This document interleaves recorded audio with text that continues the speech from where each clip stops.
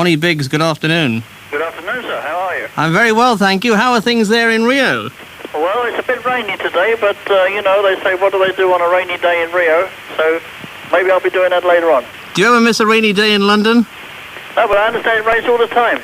Ronnie, one of the reasons I'm talking to you this afternoon is because of the release of a new movie, or a video of the movie Prisoner of Rio. Does that, in many respects, does that try to sum up the sort of situation you're in there? Do you feel you're in exile? You're in a way a prisoner of your own circumstances? Yes, very much so. I'm not actually a prisoner of Rio. I'm more a prisoner of Brazil.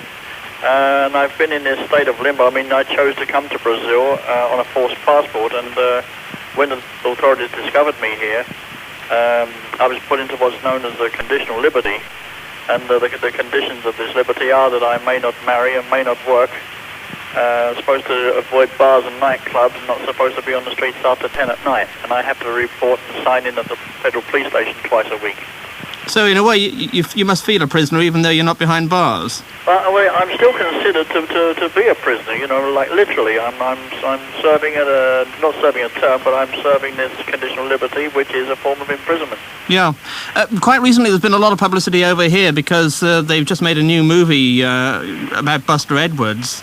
And in many respects, that's reopened all the old great train robbery wounds. Do you, on reflection now, looking back at your particular life, do you have any regrets that you didn't stay and serve your sentence? No, I have certain regrets, but I don't regret the fact that I didn't stay around there to serve my sentence. I mean, I might have sort of been a very different person had I spent 10 or 12 years straight in prison. I think what happened was for the good, as far as I'm concerned, because I'm absolutely convinced, certainly to my satisfaction, that by staying on the run and free all these years, it was the thing that rehabilitated me. I'm not a dishonest person. I don't sort of mix with crooked people, and I lived certainly an exemplary life. You're certainly one of the most notorious men in the world. You're probably the world's most wanted man, and to that end, there must still be a few bounty hunters who'd like to get their hands on you. Well, the only trouble is there's no bounty, you see. I mean, if I was to return to Great Britain, the only thing anybody could hope to do would be to sell a story about that particular exercise. And the people who kidnapped me back in 81 were thinking of something along those lines.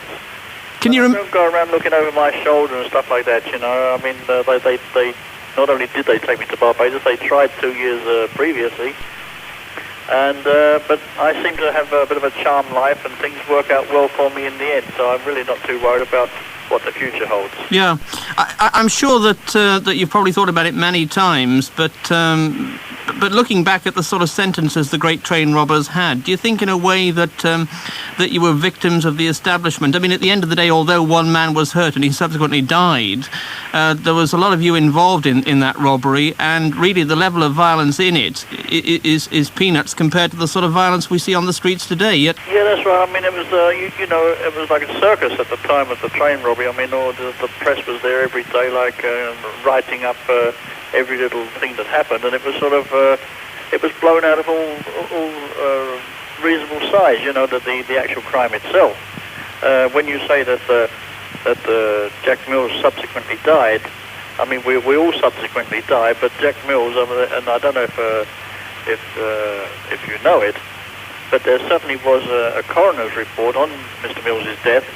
And it stated quite clearly that the blow he received during the train robbery had nothing to do with his subsequent death. Ronnie, they always reckoned at the time, the newspapers reckoned there was a Mr. Big who was never captured.